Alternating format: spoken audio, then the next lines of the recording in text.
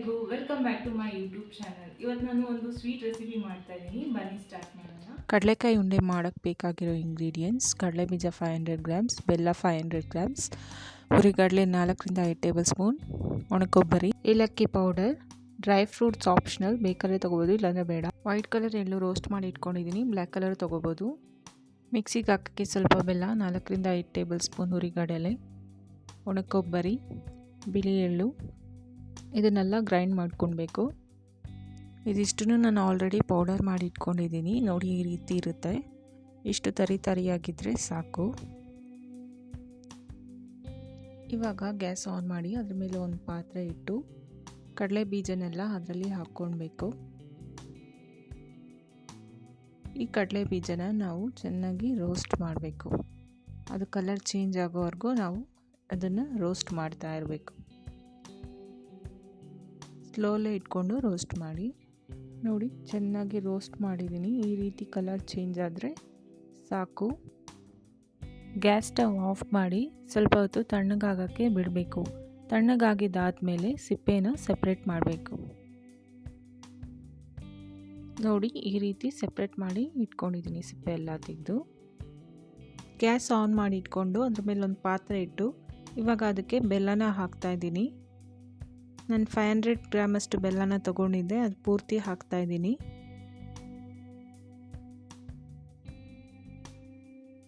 ಇವಾಗ ಇದಕ್ಕೆ 1 ಗ್ಲಾಸಷ್ಟು ನೀರನ್ನು ಹಾಕ್ತಾಯಿದ್ದೀನಿ.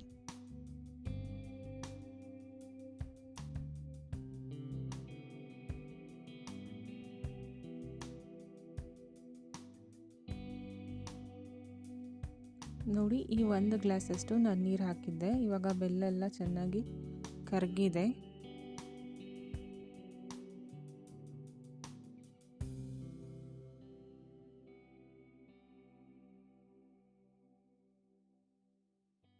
ನೋಡಿ, ಬೆಲ್ಲ ಚೆನ್ನಾಗಿ ಕರಗಿದೆ. ಇವಾಗ ನಾನು ಇದನ್ನು ಒಂದು ಪಾತ್ರೆಗೆ ಶೋಧಿಸ್ಕೊತಾ ಇದ್ದೀನಿ.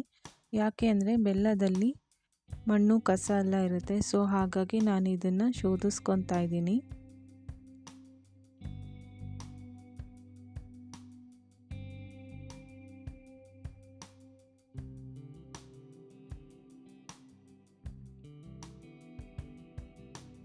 ಇವಾಗ ಅದೇ ಪಾತ್ರೆಗೆ ನಾವು ಶೋಧಿಸಿರುವಂಥ ಬೆಲ್ಲದ ನೀರನ್ನು ಹಾಕ್ತಾ ಇದ್ದೀನಿ. ಇವಾಗ ಇದು ಬೆಲ್ಲದ ಪಾಕ ಬರೋದಕ್ಕೆ ಬಿಡಬೇಕು.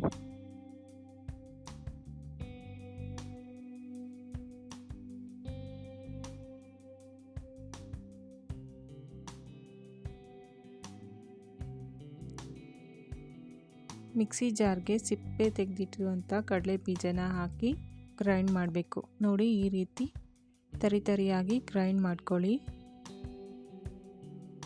ಬೆಲ್ಲದ ಪಾಕ ಇವಾಗ ರೆಡಿಯಾಗಿದೆ. ಇವಾಗ ಈ ಬೆಲ್ಲದ ಪಾಕಕ್ಕೆ ನಾವು ಗ್ರೈಂಡ್ ಮಾಡಿಟ್ಟಿರುವಂತಹ ಕಡಲೆ ಬೀಜದ ಪೌಡರ್ನ ಇದಕ್ಕೆ ಹಾಕಬೇಕು. ಗಂಟು ಹಾಕ್ದಿರೋ ಥರ ಅದನ್ನು ಚೆನ್ನಾಗಿ ಮಿಕ್ಸ್ ಮಾಡಬೇಕು.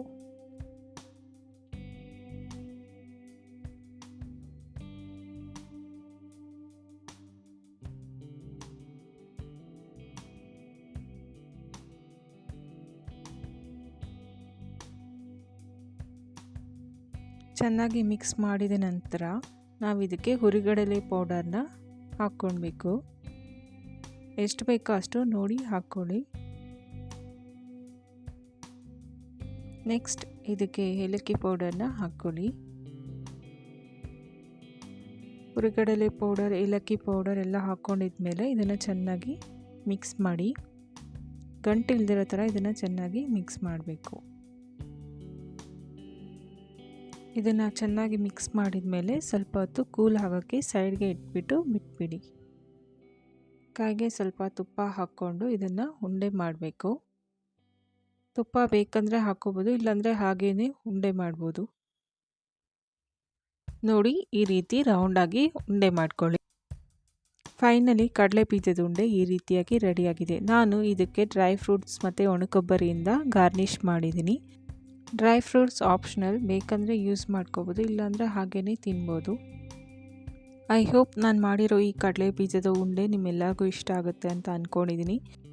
ಪ್ಲೀಸ್ ನೀವು ಈ ರೆಸಿಪಿನ ಟ್ರೈ ಮಾಡಿ ಹೇಗೆ ಬಂತು ಅಂತ ನನಗೆ ಕಾಮೆಂಟ್ ಸೆಕ್ಷನಲ್ಲಿ ತಿಳಿಸಿ. ಈ ವಿಡಿಯೋ ನಿಮ್ಗೆ ಇಷ್ಟ ಆಗಿದೆ ಪ್ಲೀಸ್ ಲೈಕ್ ಮಾಡಿ, ಶೇರ್ ಮಾಡಿ, ಹಾಗೆ ನನ್ನ ಚಾನಲ್ನ ಸಬ್ಸ್ಕ್ರೈಬ್ ಮಾಡಿ. Thank you for watching.